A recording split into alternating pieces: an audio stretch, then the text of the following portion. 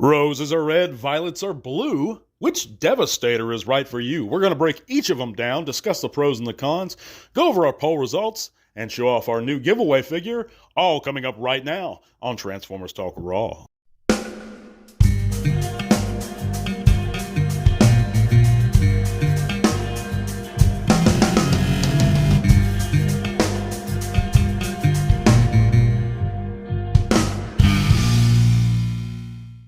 Yes, friends, welcome back to another TTRP. That's the Transformers Talk Raw podcast here on YouTube and Spotify. I'd like to thank each and every one of you boltheads for joining me this week and making Transformers Talk Raw part of your weekly routine.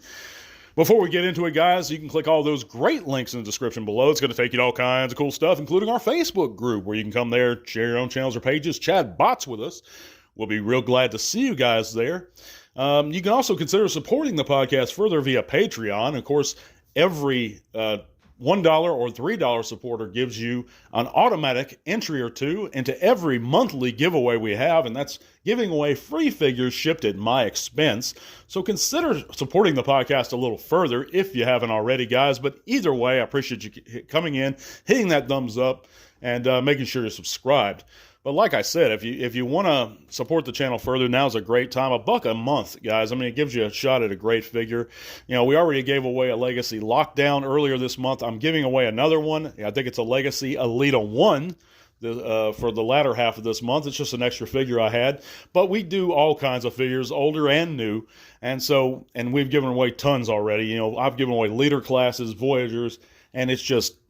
I mean, it really is a great deal, guys. So consider that if you haven't. But let's get right into it. This one's a little bit of a response to Super Robot Ed. Good friend of mine, great guy. If you haven't considered checking out his channel, do it, guys. He does more updates than myself. He does reviews, news. He does everything. I'll post a link to his channel in the comments below. But yeah, Ed, I don't agree with him all the time, but that's guys I consider my friends the most. You know, we disagree, but we're still cool with each other.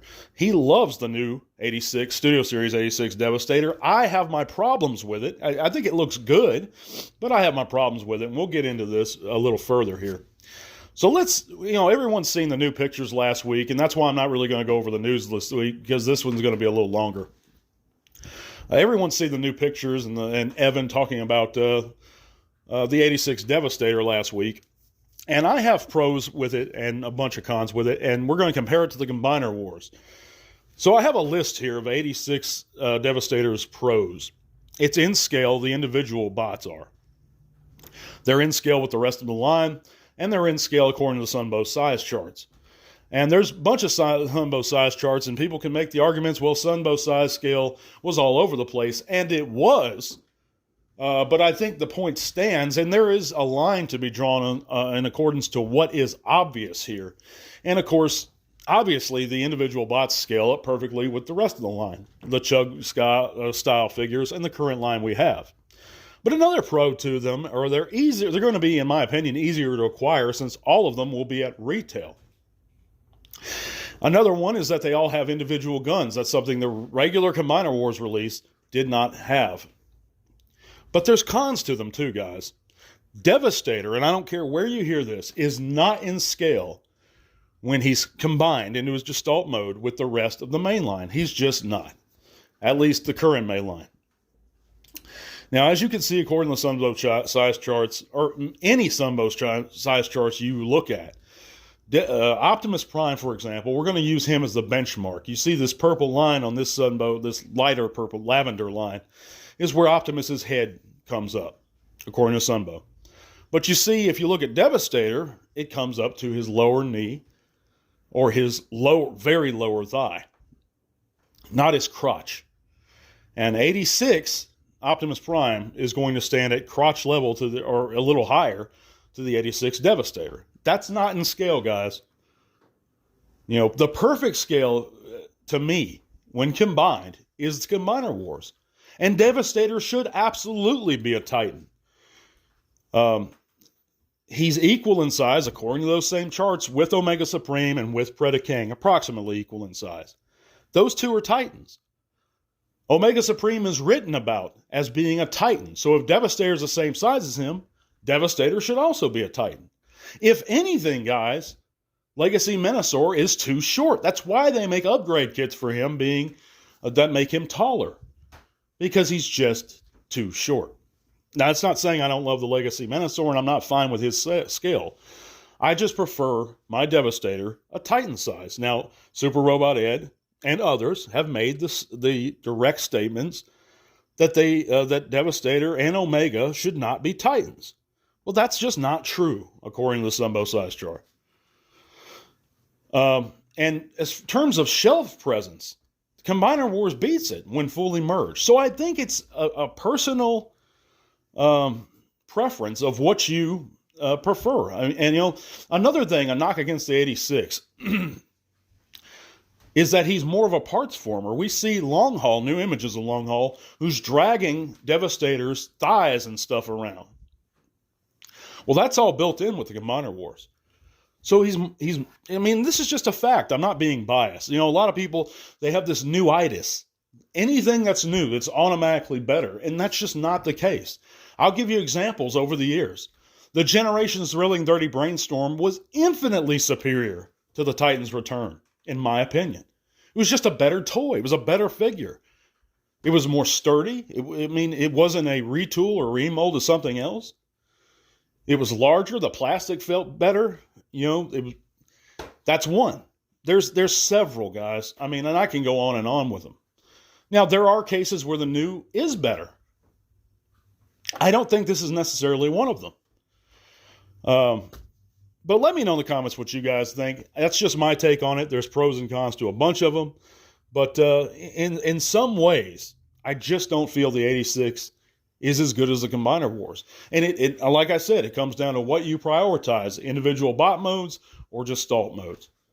Vehicle modes. And I'm sure and here's another knock on the 86. The Bone Crusher. If you look at Bone Crusher in comparison to the Combiner Wars, it looks terrible, guys. Most of the 86 guys look better, but not Bone Crusher. And of course, we haven't seen Mixmaster really. We've seen him, kind of gray versions, prototype. I think he's still in production. But, man, that Bone Crusher throws me off. He's proportionately very odd. But, I think he's lacking paint where he should have it, too. But let me know what you guys think.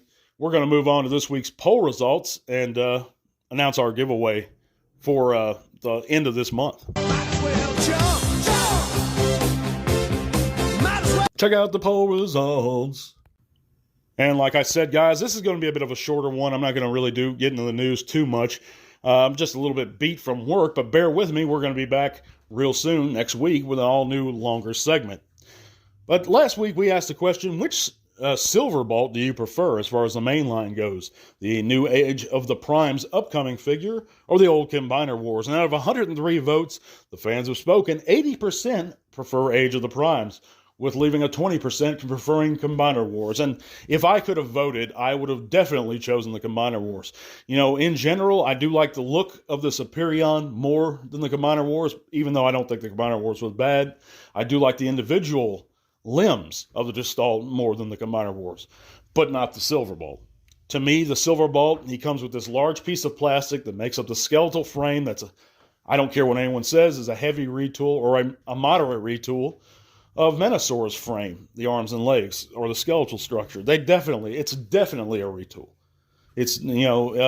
But aside from that big chunk of plastic that Silverbolt's carrying around is not an original part of his alt mode, unlike Motormaster. And I just don't think it looks as good. His feet look terrible to me.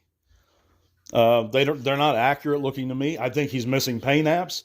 I just don't care for it, guys. I think there's a reason they retooled the Combiner Wars Silver Bolt like 5 or 6 times, because it's just a great figure.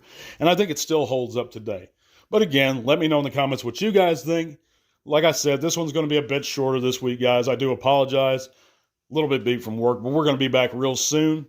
Also, guys, again, if you haven't considered supporting the channel, consider supporting it. We're going to be giving away this Legacy Elita 1. I'll announce the winner next week to our Patreon supporters. If you haven't considered it, now's a great time. God bless you guys. We're going to catch you back real soon. Till all are one. This podcast is made possible thanks to the support of listeners like you. Thank you.